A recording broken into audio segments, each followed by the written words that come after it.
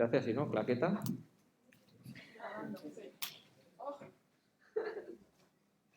Muy bien, lo que estaba diciendo para coger el hilo. Tenemos las partículas que forman el átomo. Solo una de ellas, el electrón, se puede llamar partícula elemental. Los protones y los neutrones a su vez están formados por partículas elementales, hasta donde sabemos.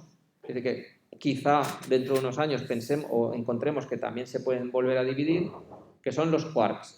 Y lo digo porque es muy importante esto de los quarks un poco más adelante, cuando hablemos de la desintegración radiactiva, de la desintegración beta más y beta menos. Y veremos por qué.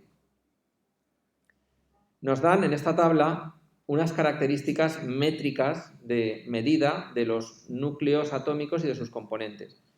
El radio del electrón, el del protón y el del neutrón. Como observáis, son radios muy pequeños, distancias muy pequeñas, pero aún así sí que observamos relativamente el electrón es unas 1000 veces más pequeño de tamaño, de diámetro, que el protón o que el neutrón.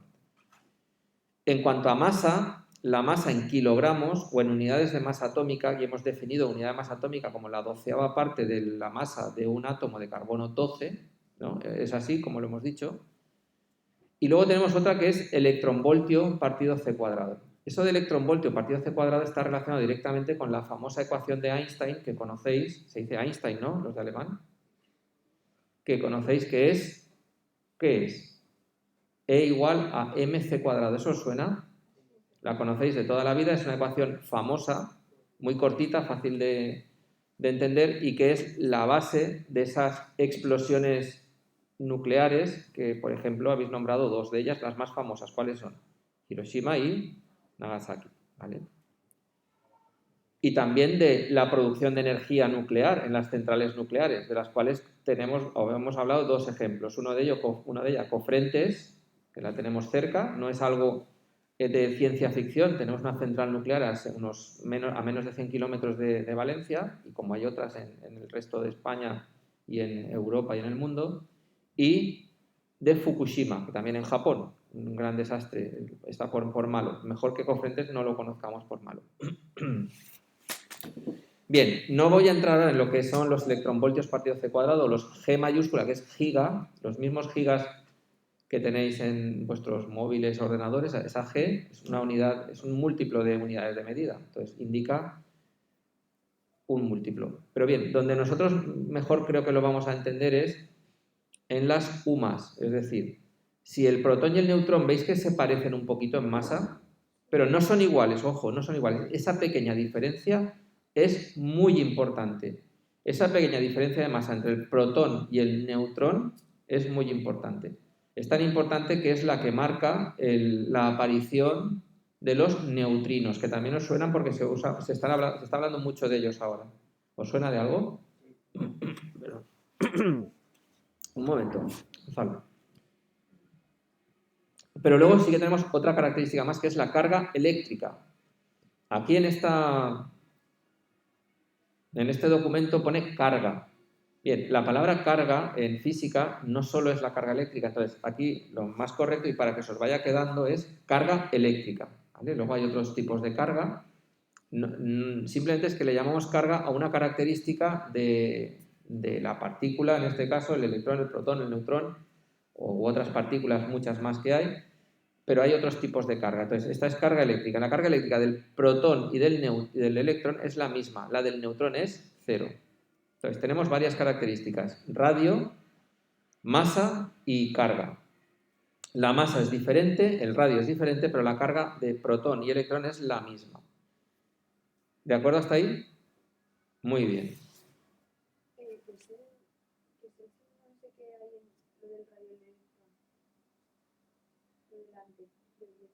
El menor que. Es que no tenemos un valor claro, pero sabemos que es menor que 10 a la menos 18. Pero no sabemos si es 10 a la menos 17 o entre medio. No tenemos un valor exacto. ¿Vale? De todas maneras, tampoco es 10 a la menos 15. Es decir, es un valor por ahí, de ese orden de magnitud. Con ese exponente. Pero en el caso del electrón, más pequeño que eso. No sé si os dais cuenta de lo que es muy difícil medir distancias tan pequeñas. Es decir, porque estamos midiendo los propios ladrillos de la regla de medir. No sé si me explico. ¿Con qué mido un electrón? Para medir necesito comparar con algo, ¿no? Si lo más pequeño que tengo es el electrón, pues difícil es comparar. O sea, hay que medir con métodos indirectos. Entonces, hay límites en esa medida, limitaciones. Bueno, pues dime, Gonzalo. ¿Qué unidad has dicho que era igual en el protón y en el neutrón? No, en el protón y en el electrón. La carga es la misma en el protón y en el electrón. Lo pone aquí, además lo tienes aquí, ¿eh? Esto está en el aula virtual. Lo que sí que he dicho es que es muy importante ver que aunque ponga 1,0073 y 1,0087, no pensemos que aproximadamente son iguales y se acabó. Esa pequeña diferencia, claro, pequeña para nosotros, pero para un protón y un neutrón es muy grande, esa pequeña diferencia es la que marca luego la aparición de los neutrinos. Súper importante. ¿Al qué? Al 1, sí. Este protón tiene una unidad de masa atómica 1. 1,0073, quiero decir. ¿Vale? Si entendemos como unidad de masa atómica, como patrón de medida, la 12ª parte de la masa de un átomo de carbono 12. Es la definición de UMA. No es que tengáis que pensar si esto me lo... Es que había que coger a alguien y se cogió a este átomo. Vale, vamos a ver eso de carbono 12, carbono 14, porque el carbono 14 os suena de algo. ¿De qué? ¿Qué? Para saber la edad, muy bien. El carbono 14 es un isótopo del carbono, muy bien, y que se usa para hacer datación de muestras históricas. Cuando digo muestras históricas y como mucho prehistóricas, pero no más allá de los 50.000 años. Es decir, no se puede... Esa técnica no sirve, se utilizan otras. Por ejemplo, para saber las edades de fósiles de dinosaurios, por ejemplo, que se extinguieron hace 65 millones de años, pues el carbono 14 no sirve. Sirven otro tipo de métodos de datación también basados en lo que vamos a ver aquí, en esta física nuclear. Entonces, hemos visto ya que en el documental que vimos de Disney, al final, aparte de los usos para obtención de energía o armas, la energía nuclear también se podía utilizar en medicina, ¿no? Aquí hay mucha gente que le gusta la medicina, que está en este campo o va a estar en este campo, y se utiliza mucho la medicina. De hecho, se habla también de radioisótopos, ¿no? En el documental visteis el cobalto. ¿Os acordáis? ¿Eso es que sí o que no? Que no. ¿Os acordáis que ponían un paciente en una silla y le apuntaban con un cañón? Eso era la bomba de cobalto. Era lo mismo que hacía Rutherford, es decir, ponía un material radiactivo metido en una cápsula forrada o formada por plomo para que solo pudiera salir el proyectil radiactivo por un agujerito. Entonces, lo que se hace con esa bomba de cobalto que visteis en el documental, yo voy a hacer referencia al documental, más vale la pena haberlo visto. Lo que hacía era atacar, disparar contra células tumorales y entonces eliminarlas. Con eso intentaba matar, eliminar esas células tumorales.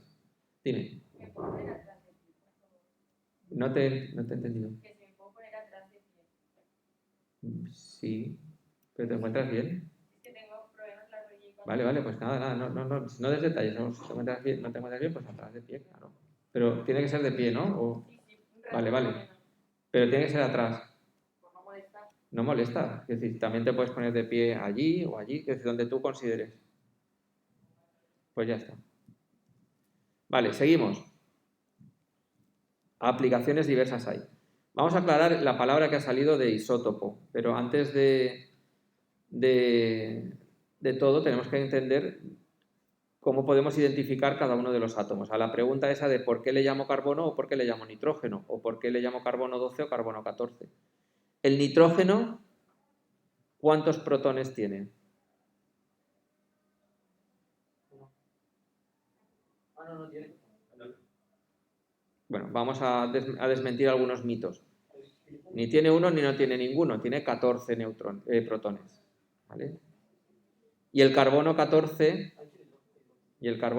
¿qué le pasa al carbono 14? ¿O no? A ver, El nitrógeno tampoco tiene 14 protones. ¿Qué tiene? 7, ¿por qué? ¿Por qué? ¿De qué estamos hablando? De la tabla periódica, ¿no? Sí, vale. ¿Qué lugar ocupa el hidrógeno en la tabla periódica? El 1. ¿Cuántos protones tiene? 1. ¿Qué lugar ocupa el helio en la tabla periódica? ¿Y cuántos protones tiene? Muy bien. ¿Y qué lugar ocupa el carbono en la tabla periódica? ¿El 12º lugar? Mirad una tabla periódica.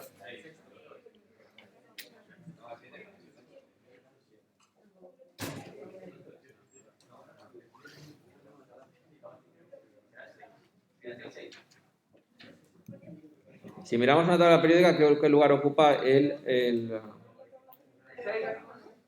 lugar número 6 de la tabla, ¿no? De izquierda a derecha y de arriba a abajo se lee la tabla periódica. El hidrógeno ocupa el lugar superior a la izquierda, el helio el superior a la derecha. Sigo a la siguiente fila. ¿Y quién viene después del helio? Litio. ¿Qué más? 4, berilio. Boro 5 y 6. ¿No? ¿Y quién ocupa el lugar 7? El nitrógeno, vale. Entonces, eso lo que quiere decir es que el carbono tiene 6 protones y el nitrógeno tiene 7 protones. ¿Quién dice qué es carbono, qué es nitrógeno, o qué es helio, o qué es litio, berilio, boro? El número de protones diferencia a cada átomo. Número de protones. Porque los átomos, ¿cómo son? Eléctricamente neutros, muy bien. Porque si no, no se llamarían átomos, ¿cómo se llamarían? La mascarilla es para la nariz. No te toques tanto no te puedes tocar la mascarilla y los ojos. Estás metiendo todos los virus que te estamos lanzando y que se han quedado en tu mascarilla, te los estás metiendo en los ojos. Bueno, pues nada. ¿Por dónde íbamos? Eléctricamente neutros. Un átomo que no es eléctricamente neutro, ¿cómo se llama? Ión. Ión. Ya lo sé, si vais todos perdidísimos. Por eso estamos haciendo la clase. Ión. Ión positivo, ión negativo, ¿no?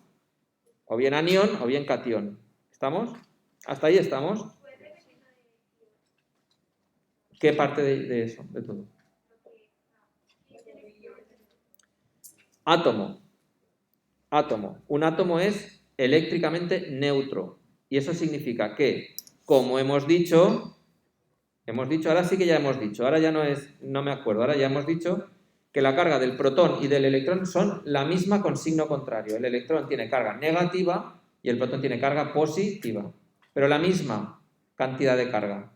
Con lo cual, en un átomo me habéis dicho que el número de protones es el que dice quién es quién en la tabla periódica, porque hay una cosa que no me habéis dicho de la tabla periódica. Pues lo que sabéis de la tabla periódica, que la tabla periódica no se llama tabla periódica, se llama tabla periódica de los elementos químicos. ¿O no? ¿Es verdad o no? Sí. Y eso es importante, eso es crucial. Elementos químicos. ¿Y qué he dicho que es la química?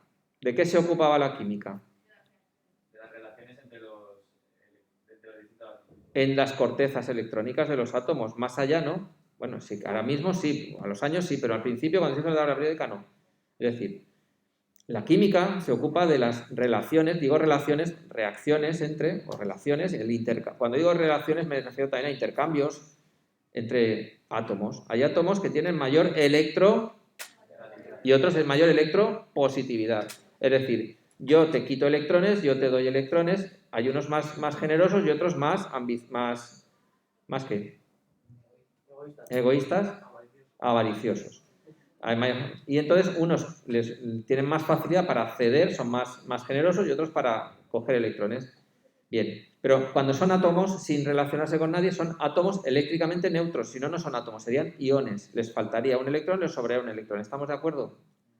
Un ión no es un átomo al que le he añadido o quitado un protón. Si es un átomo D, sus protones no se tocan. ¿Me seguís? La palabra ión hace referencia a intercambios en la corteza, es decir, lo único que se mueven son los electrones. Pero ya es suficiente. Si te quito un electrón, la cantidad de carga ahora será exceso de carga positiva, ¿no? Tengo un ion positivo porque le he quitado un electrón. ¿Hasta ahí estamos? ¿Sí o no? No porque le he añadido un protón. ¿Estamos? Porque en cuanto le añada un protón ya es otro átomo, otro elemento. ¿Queda claro? Un ion es un átomo al que le he quitado o le he puesto un electrón. Si le quito un electrón, la carga que queda es netamente positiva, es decir, más positiva que negativa.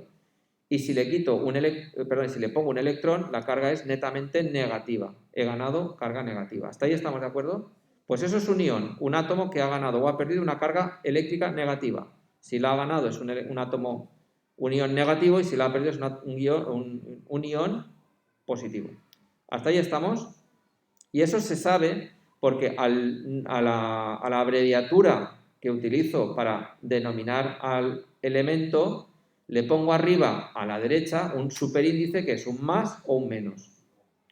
O varios símbolos más, varios símbolos menos, o el número de símbolos más y el número de símbolos menos. Es decir, el número de electrones que tienen exceso o el número de electrones que tienen defecto. ¿Me seguís? El número de cargas elementales que tiene de más o de menos. ¿Hasta ahí estamos? Esos son los iones. ¿Ha quedado claro? Vale. Y ahora, vuelvo atrás. El elemento queda definido por el número de protones. ¿Hasta ahí estamos? Muy bien. ¿El número de protones quién es? El número atómico, ¿no? Vale. Y eso se escribe a la izquierda abajo, al lado del símbolo del elemento. Al lado del símbolo del elemento.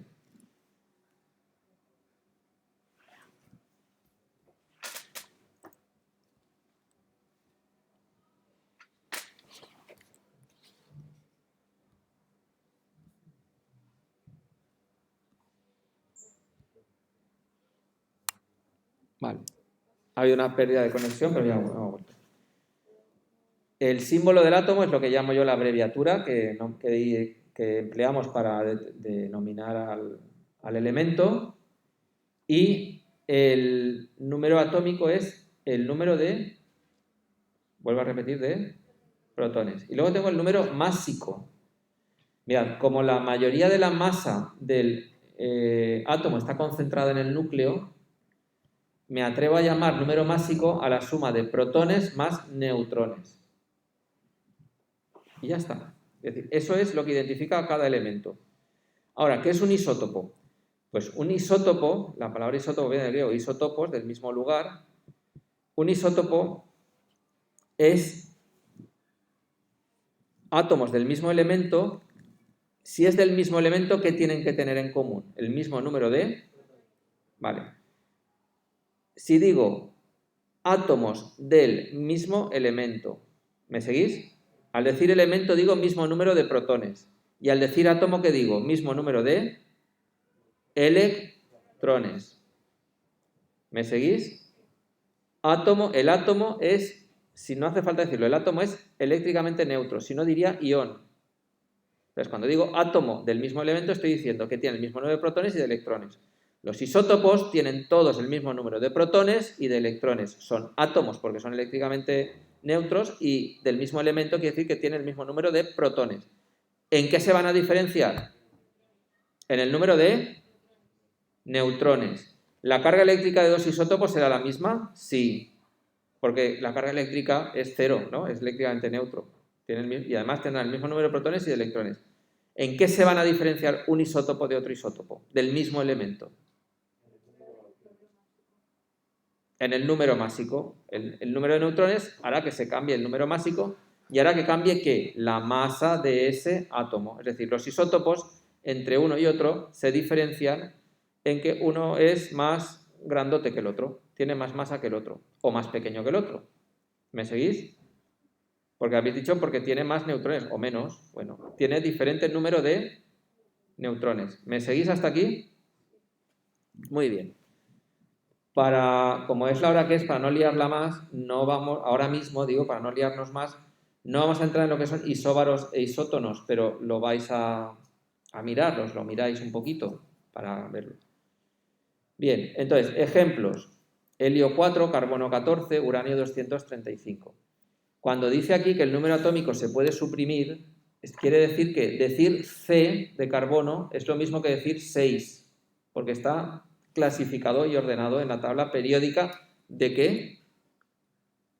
De los elementos químicos, ¿de acuerdo? Entonces, una tabla de propiedades químicas, están ordenados por propiedades químicas. En este caso, por unas propiedades que son, en principio, el orden lo da el número de protones. Diréis, pero eso no es química, química es electrones. Claro, es que el número de protones es el mismo que el de electrones, ¿no? Los átomos que son neutros eléctricamente.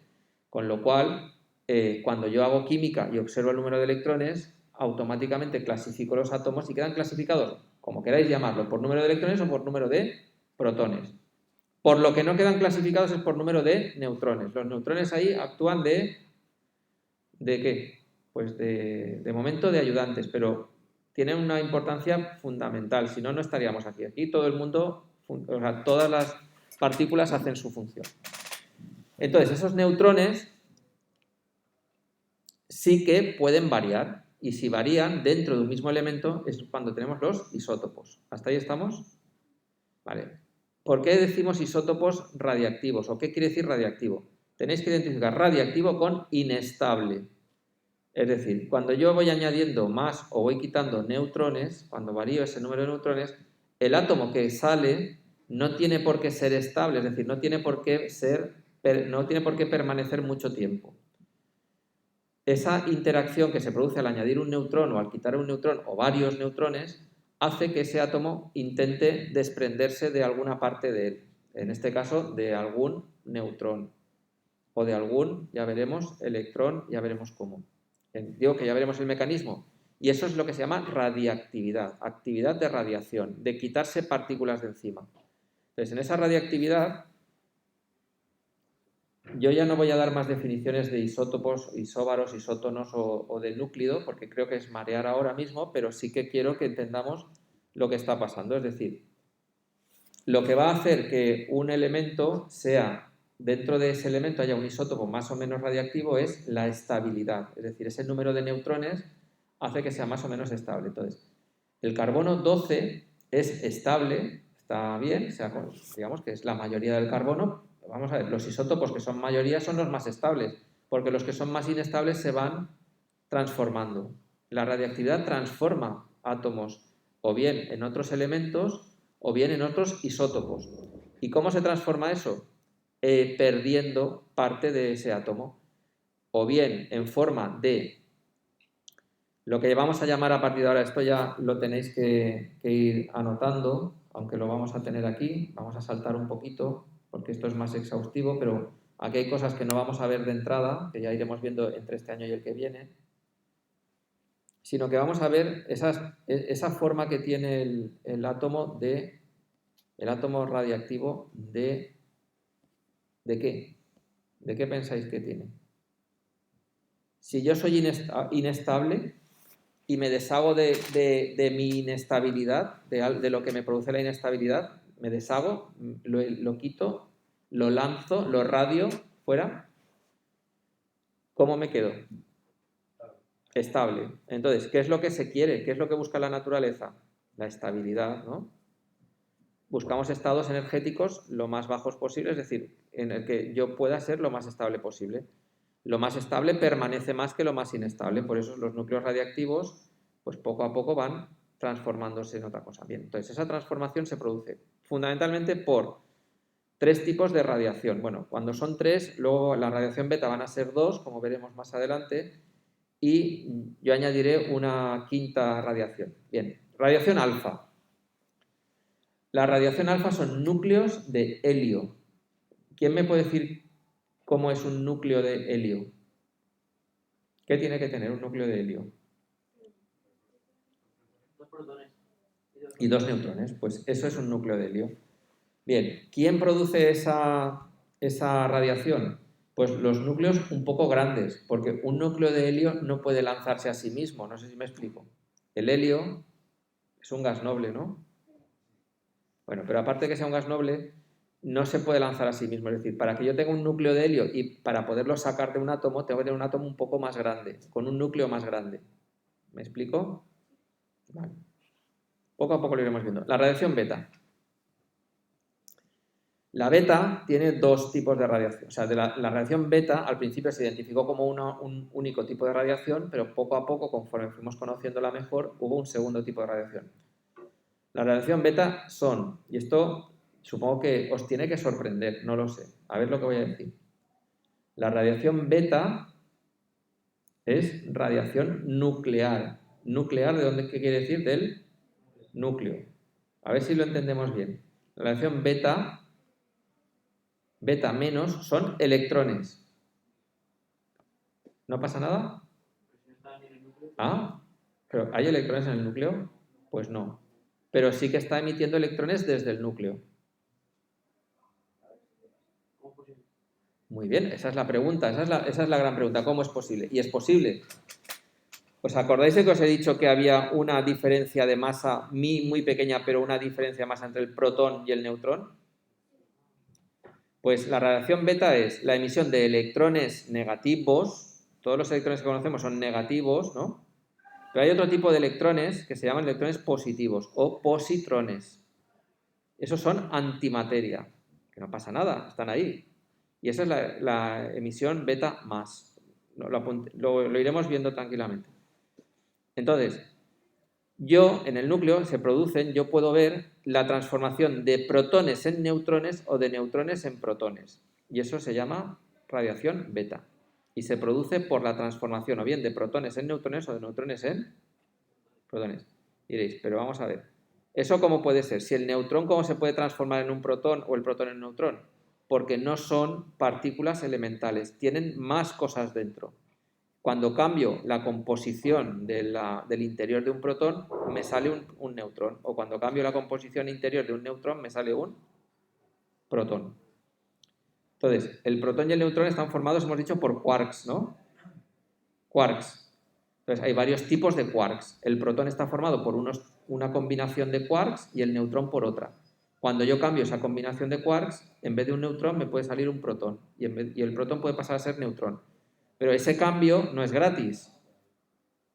Emite una partícula beta, que unas veces, según cambie de protón a neutrón, de neutrón a protón, ya lo veremos claramente cuál es, me da un neutrino o un antineutrino. Por eso os decía que esa diferencia de masa era importante, porque es la que va a dar pie a que existan los neutrinos o los bueno, que existan no, sino a que descubramos los neutrinos y los antineutrinos.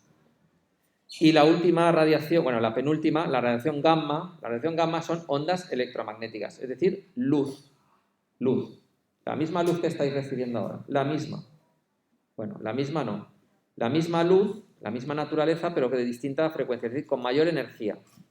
Si estuviéramos sometidos a radiación gamma, pues moriríamos rápidamente. Es una radiación con mucha energía. Es la misma luz que la que recibimos ahora, pero con mucha energía, entonces nos estropearía bastante. De hecho, la radiación gamma estropea hasta los propios equipos, digamos, los equipos que manejan o bien centrales nucleares o bien aceleradores de partículas. Fríen literalmente los circuitos electrónicos. Tienen mucha energía, no por nada, sino porque tienen mucha energía. Es lo mismo que las microondas o que la luz ultravioleta, pero todavía más energéticas. Los rayos gamma están en una energía superior a los rayos X. Los rayos X ya sabéis que cuando se hacen radiografías hay que anotarlo para llevar cuenta de cuántas radiografías os han hecho al año, porque hay un límite. La energía, o sea, es una radiación con mucha energía y que puede, si se va haciendo muchas veces, pues estropear las celulitas del cuerpo. Y por último, la última que queda, que no es, vamos a ver, no se suele poner, pero bueno, yo os la cuento, es la de neutrones. Se pueden emitir también neutrones. ¿De acuerdo? Pues nos quedamos con eso. Le pegáis un vistazo a esto. ¿Os habéis enterado de algo? ¿Sí? ¿Ha cambiado algo de lo que teníais ya ahí? El jaleo mental que decíamos se ha organizado, ¿no? Perfecto. Muy bien, pues nos vemos el martes. Vale. Vais entrando en la Classroom para ver cosas.